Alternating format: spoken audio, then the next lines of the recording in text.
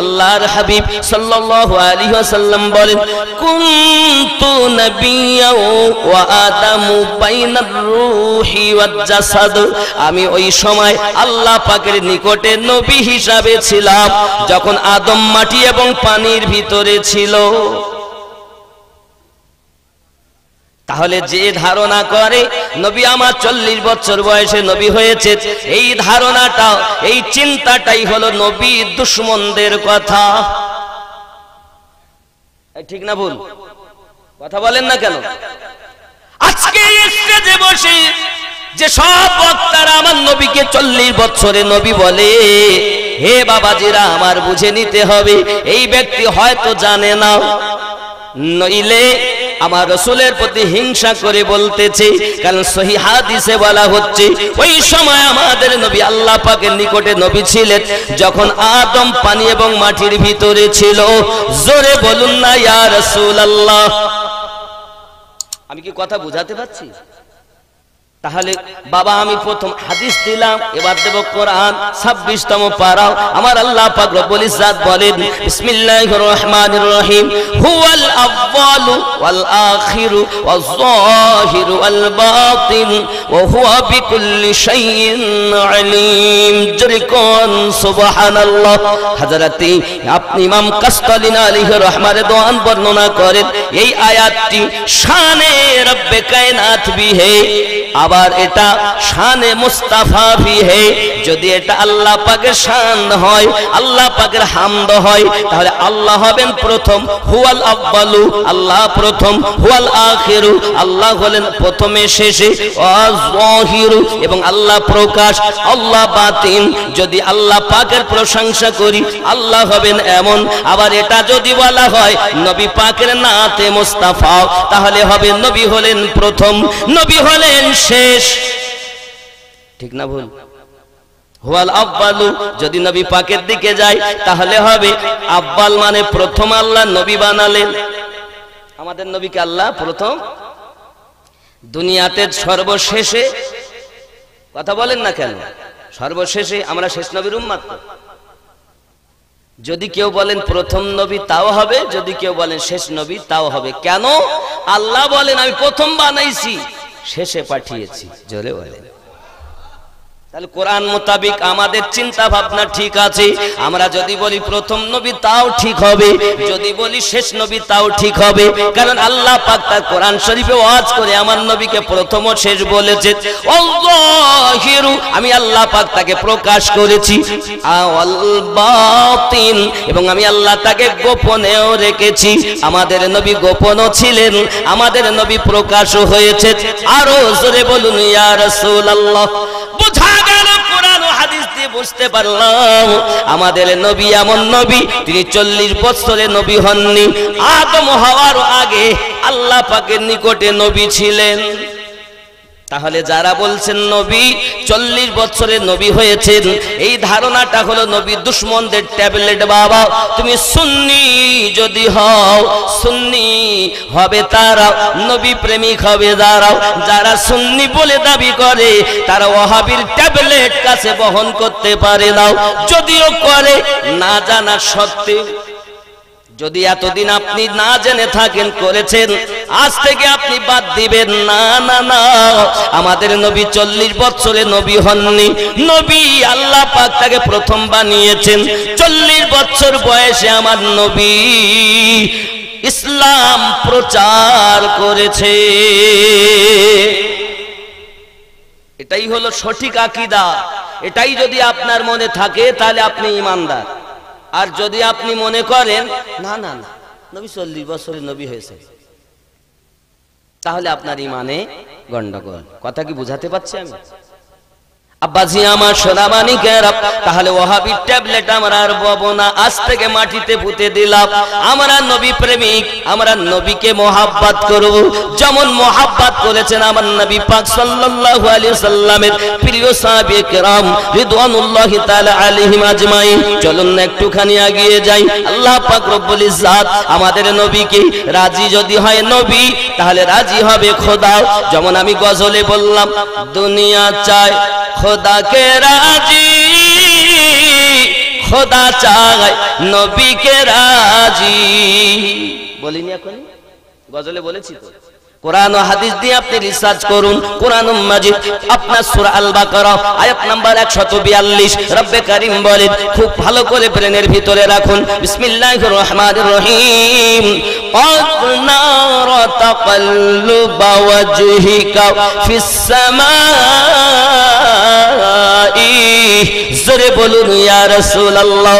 কি করছেন আমার আপনার নবী? খুব খেয়াল করুন না বাবা।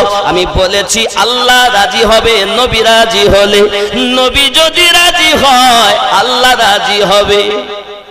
এটা বলেছি না আমি? গজলে বলেছি না? তাহলে এর কোরআন থেকে দলিল দিচ্ছি বাবা, খুব ভালো করে ব্রেনের ভিতরে রাখুন। আপনার আমার নবী সাল্লাল্লাহু আলাইহি ওয়াসাল্লাম মক্কা মুকাররমা থেকে যখন মদিনা মুনাওয়ারাতে আপনার কিনা রওনা দিলেন, বাবা নবী ইসলাম প্রচার করতেছেন, কিন্তু এই ধরার মানুষ আমার নবীকে কষ্ট দিতেছে বাবা। এই ধরার মানুষ আমার নবীকে আঘাত করতেছে, আমার রাসূলকে পাথর মেরতেছে। আমার নবী ধৈর্য ধরে আল্লাহ পাকের কাছে তাদের জন্য দোয়া করতেছেন। আল্লাহুম্মা। কেন না আমার ইউটিউব চলবে? আমার দাওয়াত আপনি পয়সা নেবেন ফ্রিয়ে নেন, অসুবিধা নাই। আমার ইউটিউব থাকবে, যেটা আমার কাছে রেকর্ড থাকা দরকার। আমার বলা হয়েছিল না, আমরা যখন ফোনে দাওয়াত নিয়েছিলাম, দেখেন আপনি কিন্তু কথা বাড়াচ্ছেন।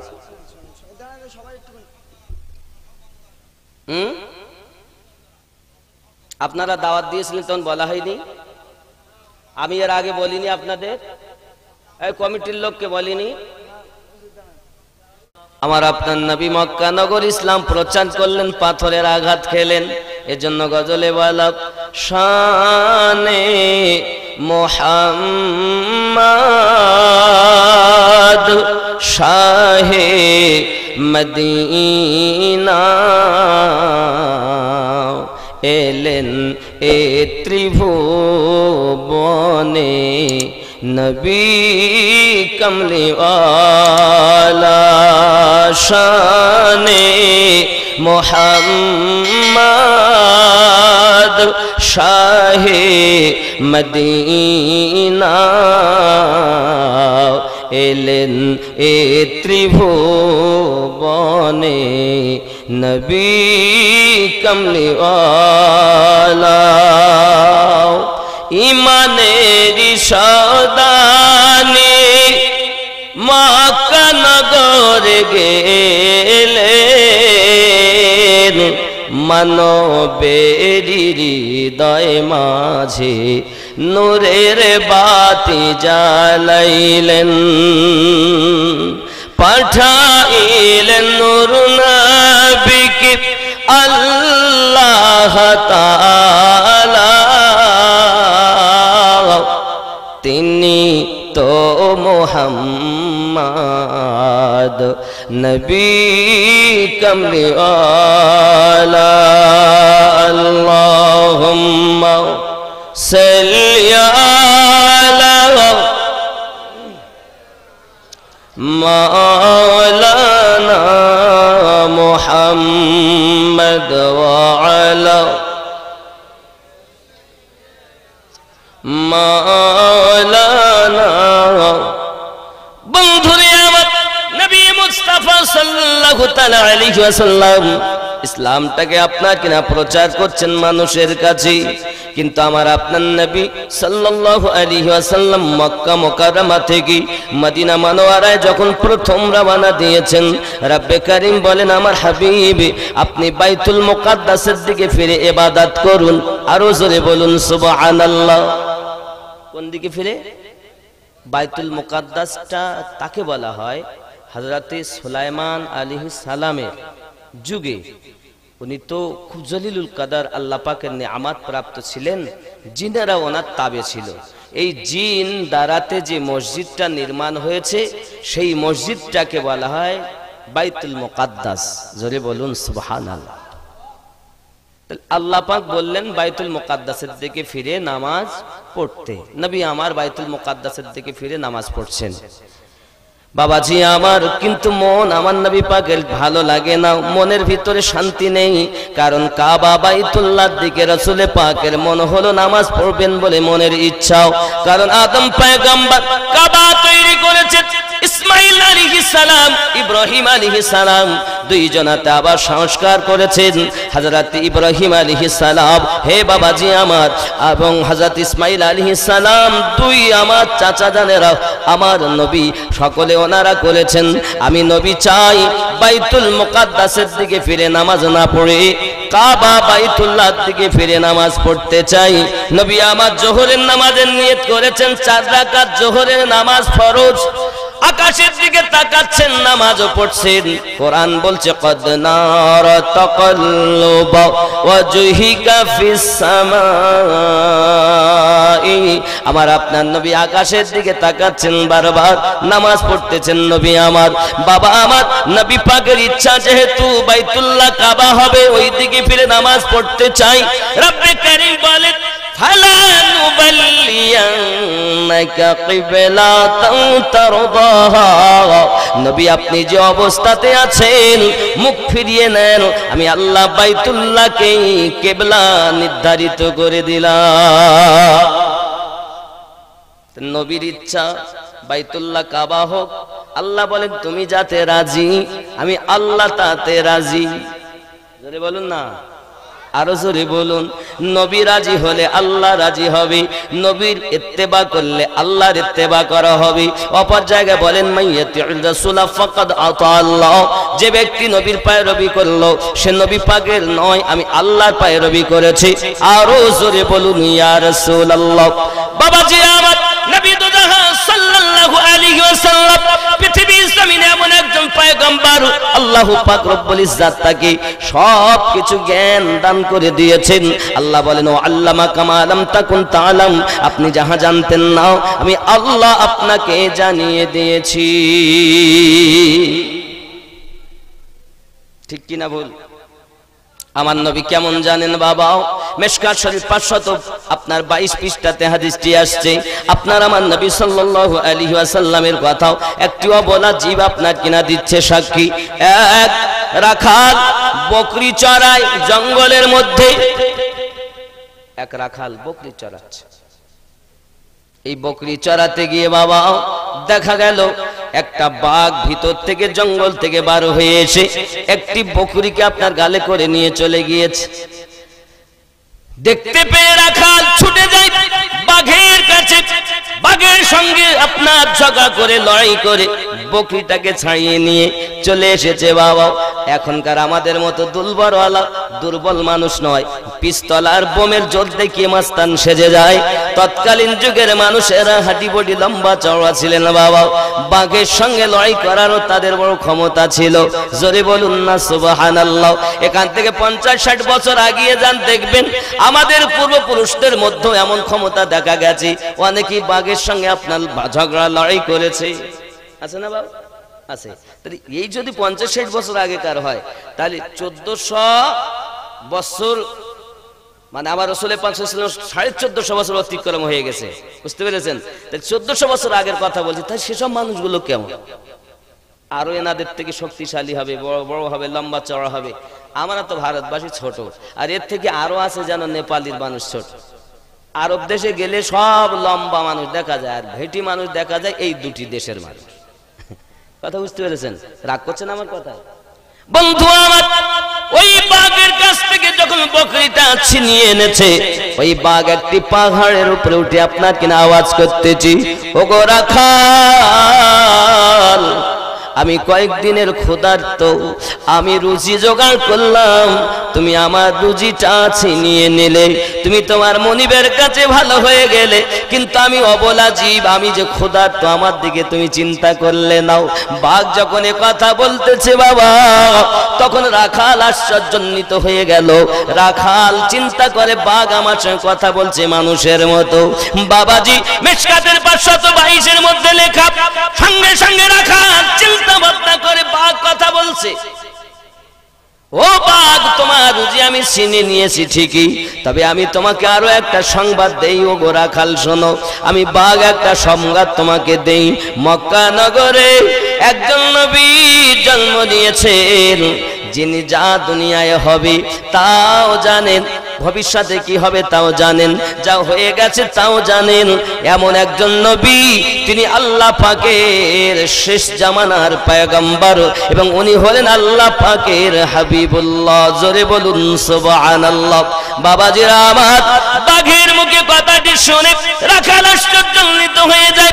রাখাল চিন্তা করে, বাঘে যার সংবাদ দেয় তিনি তো আমাদের নবী।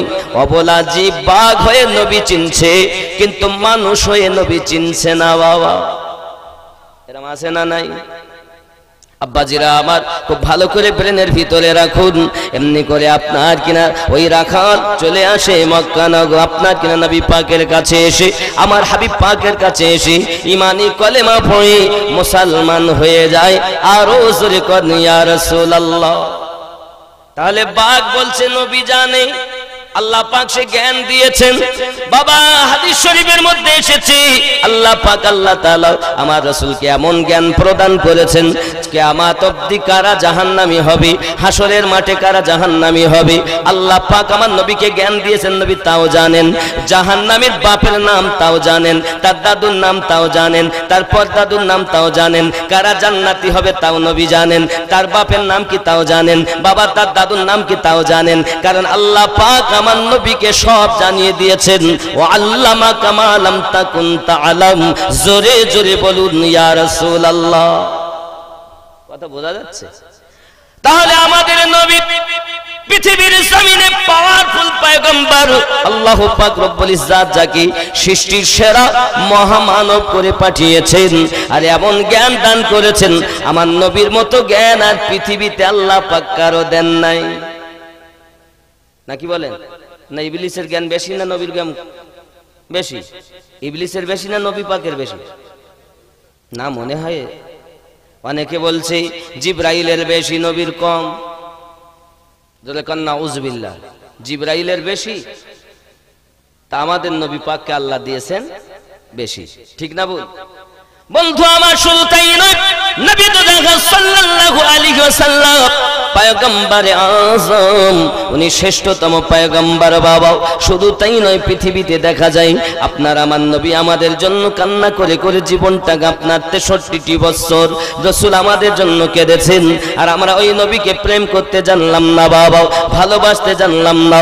আমার নবী বলেন আমার উম্মত 73 দলে বিভক্ত হবে। কয় দল? একটি দল জাহান্নামী, একটি দল জান্নাতে যাবে, বাকি সব জাহান্নামী হবে। এই একটি দল কোনটা? আমার নবী বলেন ক্বালা মা আনা আলাইহি ওয়া আসহাবিহি। বাবাজি আমার, যদি তাই হয় সাহাবী রাসূলদের একটু আমার মোহাব্বতটা দেখি, আর সাহাবী রাসূলদের একটু আকীদাটা দেখি। কেমন আকীদা? বাবাজি আমার, আসরের নামাজ আপনার আমার নবী সাল্লাল্লাহু আলাইহি সাল্লাম পড়ে এসেছেন।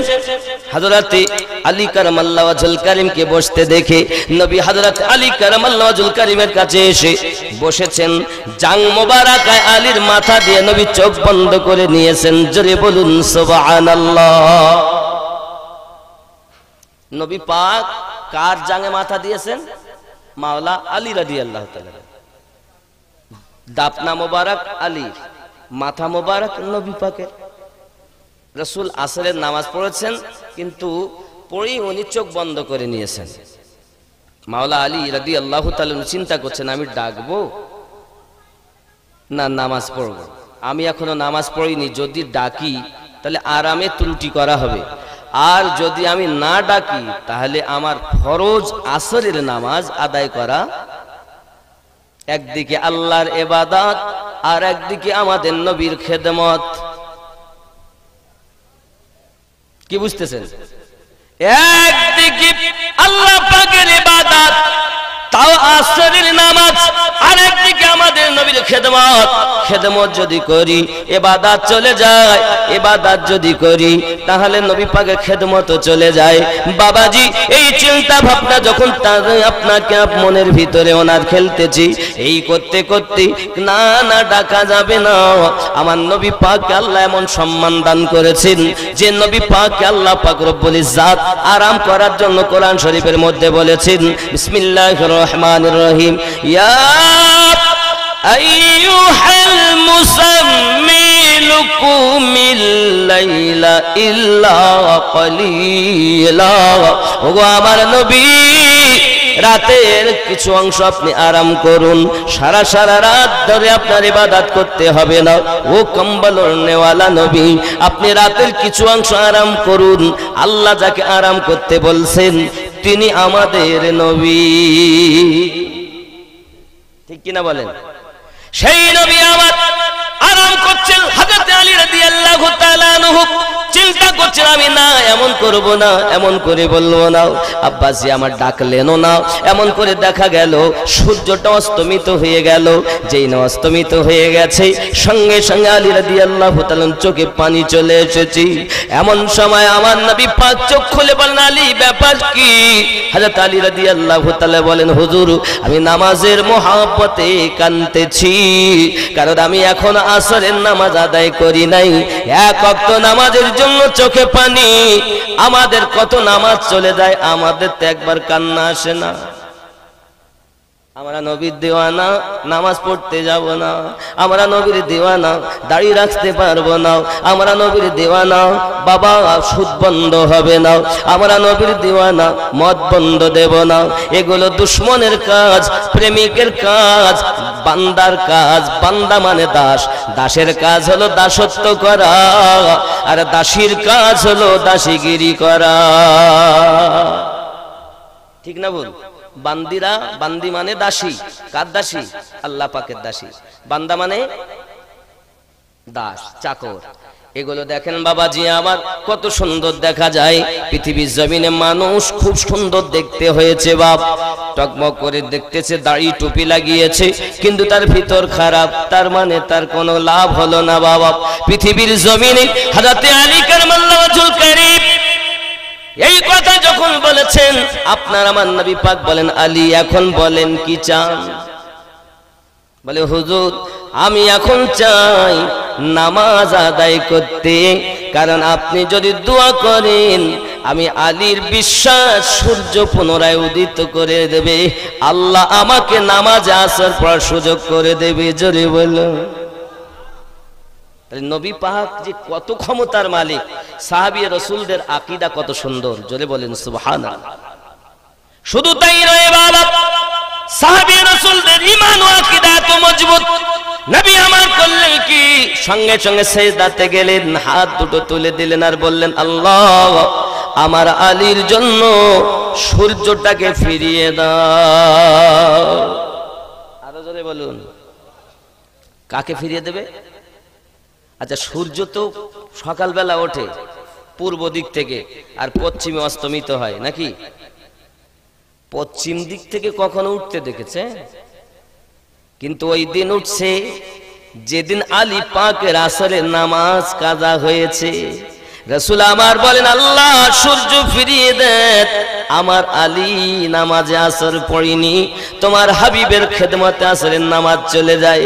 আমার আল্লাহ বলেন, হাবিব তুমি যাতে রাজি, আমি আল্লাহ তাতে রাজি।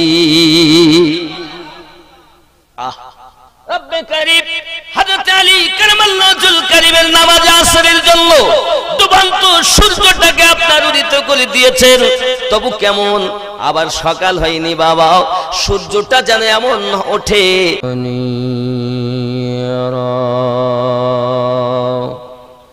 فقد قال الله تعالى في كلامه المجيد وفي الفرقانه الحميد أعوذ بالله من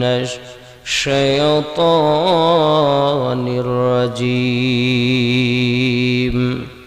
بسم الله الرحمن الرحيم ختم الله على قلوبهم وعلى سمعهم وعلى أبصارهم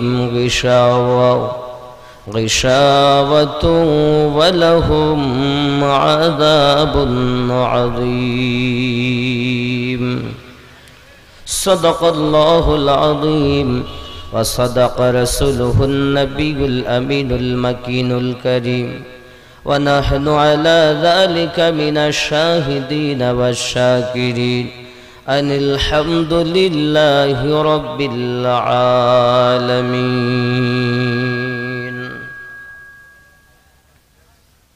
من مات على حب آل محمد صلى الله عليه وسلم مات وعلى أهل السنة والجماعة أو كما قال عليه السلام.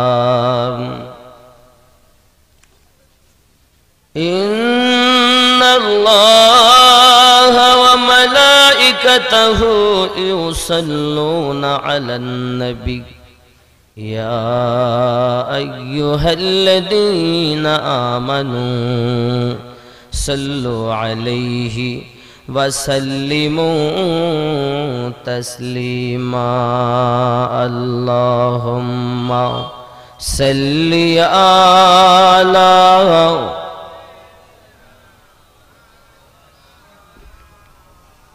وعلى آل سيدنا नूर इलाही जब चमका सल्ले अला का शोर मचा ज़र्रे ज़र्रे कहने लगा शाहिद आलम आते हैं अल्लाहुम्मा सल्ली आला मौलाना मुहम्मद वाला आली सय्यिदिना सल्लल्लाहु अलैहि वसल्लम भक्ति भरे ला इलाहा इल्लल्लाह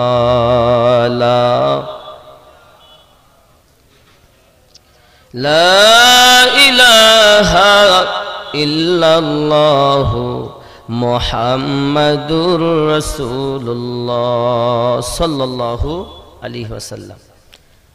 देवली पश्चिम पाड़ा গ্রামবাসী বৃন্দর অক্লান্ত পরিশ্রম এলাকাবাসীর সহযোগিতায় পবিত্র